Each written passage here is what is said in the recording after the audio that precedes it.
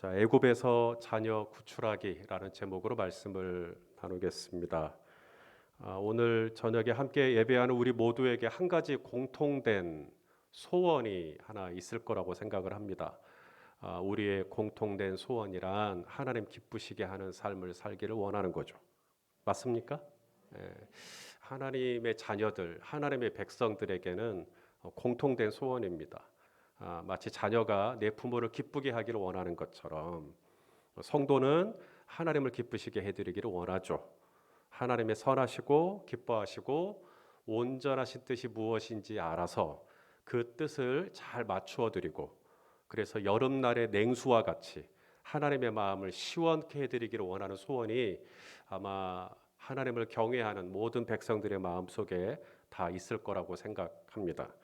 자, 그런데 하나님의 뜻을 우리가 알아야 하나님의 뜻대로 살 거 아닙니까?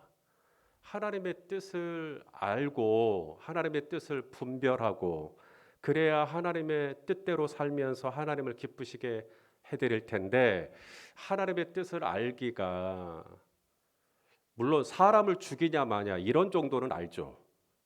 하나님 사람 죽이는 거 원치 않으니까. 근데 그런 정도의 문제가 아니라 어느 때는 정말 이것이 하나님의 뜻인지 저것이 하나님의 뜻인지 잘 모를 때가 있는 것 같습니다. 그럴 때는 어떻게 하나님의 뜻을 알 수 있을까요? 여러 가지 방법이 있을 수 있겠지만 거꾸로 하나님이 원하시는 것이 아니라 이때의 원수가 원하는 건 뭘까를 한번 질문해 보면 힌트를 좀 얻을 수 있습니다. 어느 때는 정말 이게 하나님의 뜻인가 저게 하나님의 뜻인가 잘 모를 때 한번 요렇게도 질문을 한번 해보세요. 요럴 때 지금 이 상황에서 원수 마귀는 내가 어떻게 하기를 원할까를 한번 역으로 한번 질문을 해보는 겁니다. 오늘 우리가 읽은 본문을 묵상하면서 저는 이 원수들이 우리에게 원하는 게 뭔지, 이 마귀가 우리에게 원하는 게 뭔지가 오늘 본문에 잘 나와 있습니다.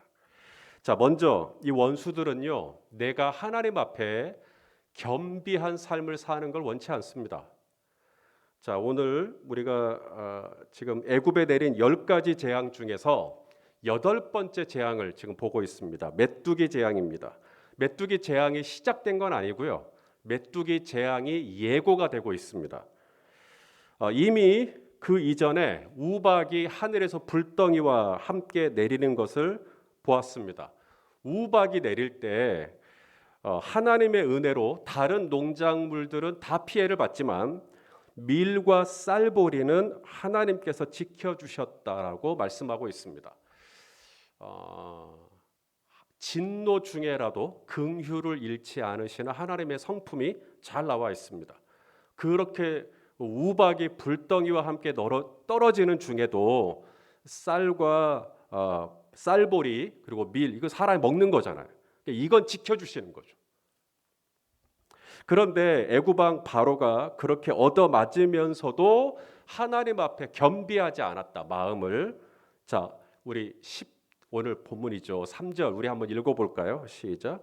모세와 아론이 바로에게 들어가서 그에게 이르되 히브리 사람의 하나님 여호와께서 말씀하시기를 내가 어느 때까지 내 앞에 겸비하지 아니하겠느냐, 내 백성을 보내라, 그들이 나를 섬길 것이라.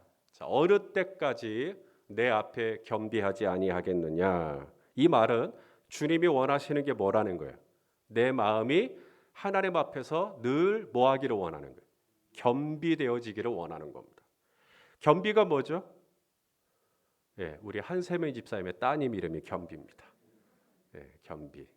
이름 참 잘 지었어요. 겸비. 겸비야, 겸비야. 이 겸비, 하나님 앞에서 내 마음을 늘 낮추는 거죠. 그게 겸비 아닙니까? 원수들이 원하는 건 이걸 뒤집는 겁니다. 하나님 앞에서 내 마음을 높이는 겁니다. 하나님은 내 마음을 낮추기를 원하는데 원수들은 내 마음을 높이기를 원하죠. 하나님께서 이스라엘 백성들을 광야로 이끄시고 40년 동안 만나를 주셨습니다. 이 만나를 주실 때 그냥 무슨 배달의 민족처럼 우리 집 앞에다가 이 만나를 배달해 주지 않았어요. 이 만나를 얻을 때 몇 가지 원칙이 있습니다. 먼저 만나를 얻으려면 아침에 일찍 일어나야 해요. 그렇죠? 아침에 일찍 일어나야 했습니다. 좀 늦게 일어나서 만나를 거두러 나가면 만나가 어떻게 돼 있어요? 다 녹아버렸습니다. 해가 뜨면 만나 다 녹아버립니다. 그러니까 새벽에 일어나는 법을 이제 하나님께서 훈련시키시는 거죠. 그 다음 두 번째, 한 사람당 한 오멜이라고 하는 그 양만큼만 거둘 수 있도록 하셨어요. 욕심이 나니까 만나 더 먹으려고 한 사람당 한 오멜이 아니라 우리 식구가 지금 4식구거든요. 그러면 저는 4오멜만 거두면 되는 거예요. 그런데 더 거두면 어떻게 됐다라는 거예요. 그 남은 오멜에 대해서, 넘치는 오멜에 대해서 벌레가 생기고 냄새가 나는, 하나님께서 그렇게 하신 겁니다. 그래서 40년 동안 만나를 거둘 때 한 사람당 한 오멜씩만, 일용할 양식만큼만 거두는 훈련을 시키신 겁니다.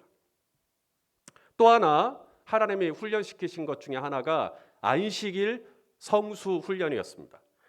안식일이 되기 하루 전날은 한 사람당 한 오멜이 아니라 2오멜을 거둘 수 있도록 허용했습니다. 그러면 저는 이제 저희 식구가 4식구니까 이제 8오멜을 거두면 되는 거죠. 그러면 보통 때 같았으면 넘치게 거둔 오멜은 벌레가 생기고 다 음식을 먹을 수 없도록 상했을 텐데, 안식일 날을 위하여 예비된 만나는 그 다음 날도 여전할 수 있도록 하나님이 특별한 은총을 베풀어 주셨다는 겁니다. 이걸 40년 동안 훈련시키신 겁니다. 왜 하나님은 40년 동안 이 만나라고 하는 것을 통해서 아침 일찍 일어나게 하시고 또 자기 분량만큼만 거두게 하시고 또 안식일을 위해서 미리 준비하게 하시고 왜 이렇게 하셨을까? 궁금하죠? 자, 신명기 8장 2절에 그 이유가 나옵니다. 읽어보시죠. 시작. 내 하나님 여호와께서 이 40년 동안에 내게 광야길을 걷게 하신 것을 기억하라. 이는 너를 낮추시며 너를 시험하사 내 마음이 어떠한지 그 명령을 지키는지 지키지 않는지 알려 하심이라.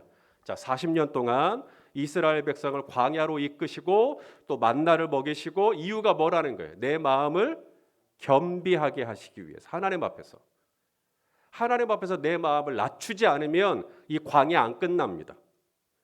40년 동안 하나님께서 계속해서 가르치신 게 뭐냐면 네 마음 낮춰, 네 마음 낮춰, 이거였어요. 자, 그러면 내 마음을 낮췄어요. 내 마음을 낮추면 결과가 어떻게 될까요? 열매가 뭘까요? 내 마음을 겸비한 열매가 3절에 나옵니다. 읽어보시죠. 시작. 너를 낮추시며 너를 줄이게 하시며 또 너도 알지 못하며 내 조상들도 알지 못하던 만나를 내게 먹이신 것은 사람이 떡으로만 사는 것이 아니요 여호와의 입에서 나오는 모든 말씀으로 사는 줄을 내가 알게 하려 하심이니라. 하나님이 40년 동안 이스라엘 백성들에게 하늘에서 비처럼 만나를 주신 이유가 뭐냐면 내 마음을 낮추라고, 하나님 앞에서. 그럼 내 마음을 낮춘 열매, 하나님 앞에서 내 마음을 낮춘 결과, 내 마음을 낮춘 증거가 뭘까요? 하나님의 말씀으로 사는 겁니다. 하나님이 일찍 일어나, 네. 하나님이 한 사람당 한 오멜, 네. 안식일 전날에는 2배, 네. 그대로 하는 법을 가르쳐 주시는 거예요. 그게 내 마음을 낮춘 사람의 열매입니다. 내 마음이 낮아진 사람은 옷을 누추하게 입어야 마음이 낮아진 게 아니라, 하나님 앞에서 마음을 낮춘 사람은 뭐 경차를 차야 내 마음을 낮춘 게 아니라 하나님의 입에서 나오는 모든 말씀 앞에 내가 어떻게 반응하느냐가 내 마음을 낮춘 정도의 경사를 결정한다는 거예요. 광야라는 곳은 미드바르, 히브리어로 이건 동사 나바르에서 나왔는데, 나바르가 스피크, 말하다의 뜻입니다. 이 광야는 사람이 살지 못하는 곳이죠. 그래서 어떤 사람의 소리를 들을 수 없어요. 하지만 광야는 하나님의 스피크, 하나님이 말씀하시는 건 들을 수 있는 것이 광야인 거죠. 그래서 하나님은 40년 동안 이스라엘을 광야로 이끄시고 그곳에서 하나님의 입에서 나오는 모든 말씀으로 다시 말해 하나님이 한 나뭇가지를 지시하시고 그것을 마라에 던져라. 그러면 마라의 물이 쓴물에서 단물로 바뀌는 것이죠. 하나님이 지시하시는 반석 위에 오르라. 그 반석을 쳐라. 그러면 거기서 생수가 나오는 것이죠. 하나님이 지시한 대로 구리로 장대를 만들어서 뱀을 만들어라. 그것을 보는 자는 나음을 얻으리라. 하나님의 입에서 나오는 모든 말씀으로 사는 법을 40년 동안 훈련시키시는 거예요. 내 마음이 낮춰졌으면 이제는 하나님의 입에서 나오는 말씀에 의지합니다. 근데 내 마음이 안 낮춰지잖아요. 그러면 하나님 말씀대로 안 삽니다. 오늘 이 모세와 아론이 메뚜기 재앙을 예고하거든요. 아직 메뚜기 재앙 시작 전입니다. 바로의 신하들이 벌벌 떱니다. 바로의 신하들이 벌벌 떨면서 바로에게 간청합니다. 이스라엘 다 좀 내보내십시오. 그들이 하나님 섬기게 해주십시오. 모세와 아론이 그 얘기를 한 게 아니라 바로의 신하들이 지금 이스라엘 백성을 빨리 내보내라는 거예요. 자, 오늘 본문 7절 말씀을 또 읽어보겠습니다. 시작.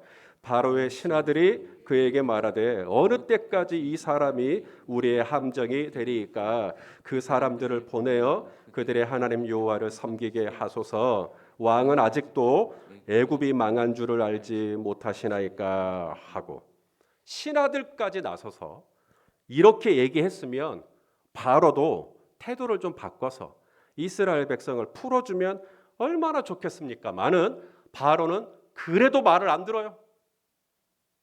아직도 안 듣습니다. 귀가 어두워서입니까? 마음이 아직도 완고해요. 하나님께서 왜 이스라엘을 40년 동안 광야의 길을 걷게 했냐고요? 그만큼 사람의 마음이 낮춰지기가 쉽지가 않아요. 마음 낮춰지는 게 일주일 단기간에 속성으로 끝낼 일 같았으면 얼마나 편하겠습니까? 40년이 가도 마음이 낮춰질까 말까. 개구리 재앙 때 바로가 모세에게 말하죠. 너희 백성들 다 데리고 나가라. 개구리 재앙 때 못 살겠는 거예요. 바로도 다 데리고 나가라. 그래서 모세가 기도하죠. 그리고 개구리들이 다 죽습니다. 바로의 마음이 바로 다시 완악해지죠. 파리 재앙 때도 마찬가지입니다. 너희 백성들 다 데리고 나가라.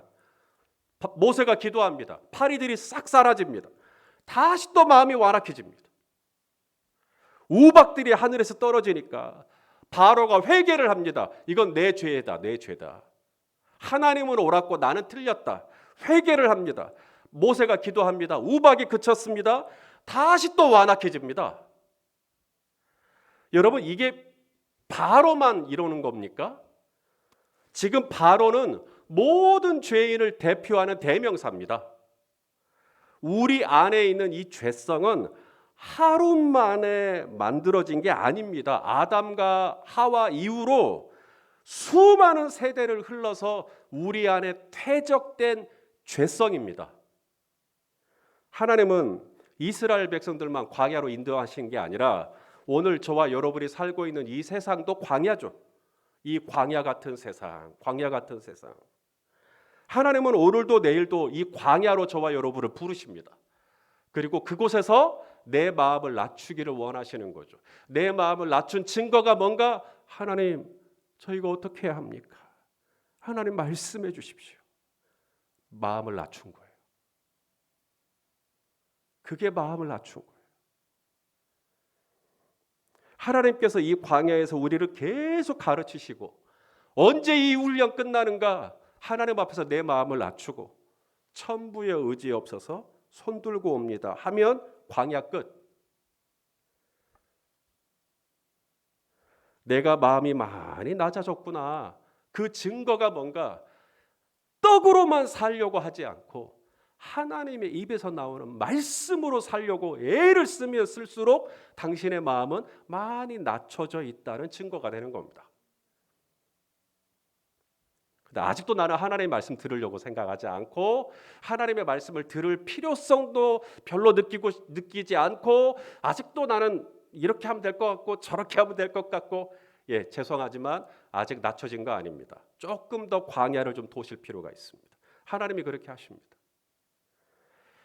두 번째 증거가 있습니다. 내 마음이 많이 낮아졌구나. 첫 번째 증거는 하나님의 입에서 나오는 말씀을 의지하는 거고요. 두 번째 증거가 내 마음을 낮춘 사람의 증거가 기도하는 겁니다. 마음이 많이 낮춰져 있으면 이제 하나님 앞에 바짝 엎드려 기도해요. 마음이 낮춰져 있는 거예요. 여러분, 기도에서 제일 중요한 것은 기도의 내용이 아닙니다. 처음에는 찬양과 감사기도 하고 회개기도 하고 중보기도 하고 그 다음은 간구하고 다시 찬양과 감사기도 하고 이런 순서가 중요한 게 아니라 이 말입니다. 기도에서 제일 중요한 건 마음이에요. 자, 역대하 7장 14절 읽어보겠습니다. 시작. 내 이름으로 일컫는 내 백성이 그들의 악한 길에서 떠나 그 다음 뭐예요? 스스로 낮추고 스스로 낮춘 그 열매가 어디로 나와요? 기도로 나가죠. 스스로 낮추고 기도하여 하나님의 얼굴을 찾으면 하나님이 듣고 그 땅을 고쳐주시겠다. 할렐루야. 그러므로 내 마음을 낮춘 성도, 내 마음이 많이 낮아진 성도, 내 마음이 많이 깨진, 내 마음이 많이 부서진 성도의 삶에서 나타나는 두 가지 열매가 있는데, 첫째는 하나님의 입에서 나오는 말씀을 그렇게 의지해요. 그 다음 두 번째, 순간순간 무릎을 꿇고 주님 도와주십시오 간구해요. 마음이 낮춰진 겸비한, 마음이 겸비한 사람의 열매입니다. 기도는 아무나 하는 거 아닙니다. 마음이 낮아져 있지 않으면 기도 안 합니다. 굳이 기도하지 않아도 내 힘으로 살만한데, 내 돈으로 살만한데, 내 지식으로 살만한데, 내 젊음으로 살만한데, 내 경험으로, 내 노하우로, 내 노련함으로 살만한데 왜 기도를 하겠어요? 교만한 사람은 목에 힘이 있는 사람이 아니라 마음에 아직도 힘이 들어가 있는 사람이에요. 그게 교만한 사람입니다. 하나님께서 원하시는 게 있어요. 여러분, 메뚜기 재앙 아직 시작 안 됐습니다. 메뚜기 재앙이 시작되면 이제 진짜 큰일 납니다. 이제 남은 거 싹 다 쓸어가 버릴 거예요, 메뚜기들이. 아직 시작되기 전에 이 메뚜기 재앙 피할 수 있어요. 어떻게 하면 되는가? 내 자신을 낮추면 돼요. 하나님 앞에 바짝 엎드리면 됩니다. 하나님 앞에 바짝 엎드린 열매가 뭐라고요? 주여 말씀하옵소서. 하나님의 말씀을 의지하는 거예요. 그리고 두 번째, 순간순간 하나님 앞에 마음을 낮추고 기도하는 겁니다. 자, 이게 첫 번째예요. 원수들이 원하는 건 내 마음이 어찌하든지 교만하고 겸비하지 않은 상태로 지내는 거죠. 이게 원수들이 원하는 거고, 두 번째 원수들이 원하는 게 있는데요. 바로 내 자녀들입니다.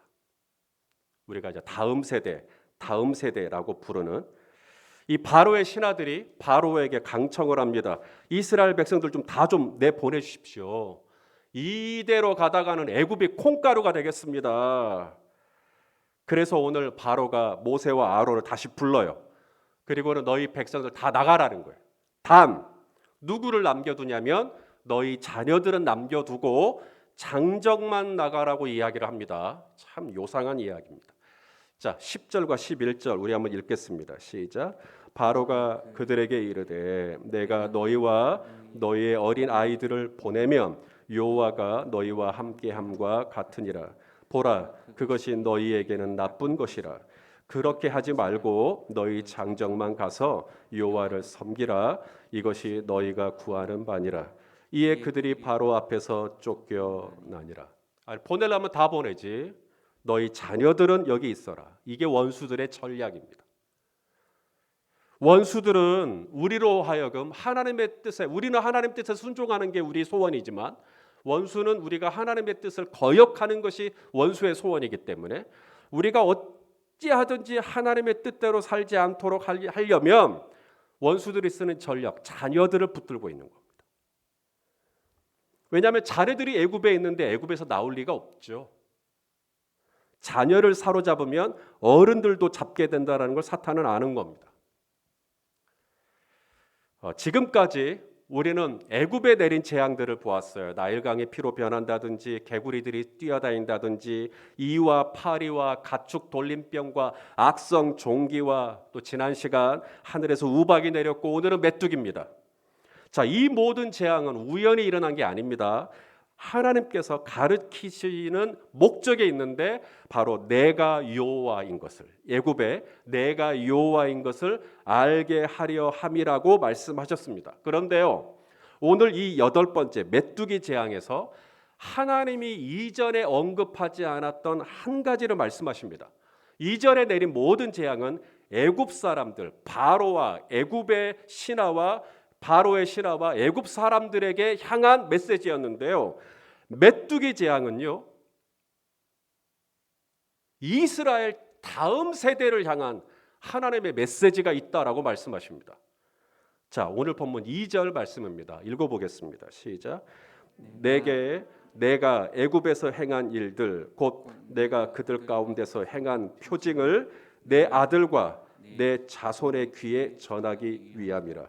너희는 내가 여호와인 줄을 알리라. 원수들은 어찌하든지 우리 자녀들을 붙들기를 원해요. 하지만 우리 하나님은 우리가 믿는 이 하나님, 내가 가지고 있는 이 신앙을 내 다음 세대, 내 자녀들에게 온전히 전수되어지기를 우리 하나님은 원하시죠. 하나님은 내가 마음을 낮추고 늘 하나님의 음성에 귀 기울이고, 오늘도 성경을 통해 말씀하시든지 아니면 바로가 그의 신하들을 통해서 말씀하시는 하나님의 메시지를 무시했듯 내 주변 사람들을 통해서도 말씀하시는 그런 하나님의 음성을 잘 들으려면 내 마음이 겸비되어 있어야 돼요. 더 나아가 그렇게 하나님의 입에서 나오는 모든 말씀을 듣고 순종하고 하나님을 경외하는 이 믿음이 내 세대로 끝나는 게 아니라 하나님은 내 아들과 내 딸과 내 손주들에게까지도 이 믿음이 온전하게 전수되어지기를 원하시죠. 원수들은 어찌하든지 내 자녀들의 영혼을 사로잡기를 원해요. 이 애굽에 있게 하기를 원해요. 애굽에 머물러 있기를 원해요. 애굽에 붙잡혀 있기를 원해요. 애굽에서 탈출해야 되는데 애굽이 쫓아오니 애굽에 있기를 원하는, 이게 원수들이 원하는 겁니다. 이 자녀들을 어떻게 애굽에서 구출할 것인가? 방법은 하나밖에 없어요. 내 마음을 낮추고 하나님 아버지의 말씀에 귀 기울이고 하나님을 의지하고 하나님의 말씀에 순종하는 삶을 내 자녀에게 흘려보내는 겁니다. 그것밖에는 없어요. 내 아들과 내 딸의 귀에 하나님의 말씀을 전해주고 알려주는 거예요. 하나님의 일하심을 간증하는 거예요. 하나님의 살아계심을 내 다음 세대에게 전하는 것입니다. 저는 그렇게 우리 성도님들의 자녀들, 손주들에 이르기까지 믿음의 유산이 아름답게 이어질 수 있기를 주님의 이름으로 축복합니다. 기도하겠습니다. 오 아버지 하나님, 이 바로를 대표하는 이 원수들이 우리로 하여금 하나님 앞에서 내 마음을 낮추게 하지 못하고 또한 내 자녀들을 사로잡고 나로 하여금 꼼짝달싹 못하게 하는 이 원수들의 전략을 오늘 말씀을 통해 확인합니다. 주여 붙잡아 주시고 내 마음을 늘 하나님 앞에서 낮추게 하시고 하나님의 입에서 나오는 말씀을 의지하게 하시고 순간순간 주님 앞에 기도의 자리로 나아가 하나님을 의지함으로 하나님의 응답을 받고 하나님의 역사를 경험하는 이 믿음이 내 아들과 딸에게 잘 흘러갈 수 있도록 주님 붙잡아 주시옵소서. 예수님의 이름으로 기도하옵나이다. 아멘.